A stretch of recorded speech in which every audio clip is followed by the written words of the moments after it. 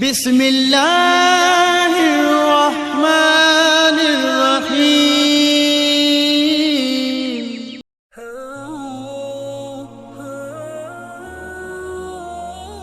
حذیفہ رضی اللہ تعالیٰ عنہ کہتے ہیں کہ رسول اللہ صلی اللہ علیہ وسلم ایک قوم کے کوڑے خانہ گھور پر آئے اور کھڑے ہو کر پیشاب کیا، پھر پانی منگوایا اور وضو کیا اور اپنے دونوں موزم پر مسح کیا۔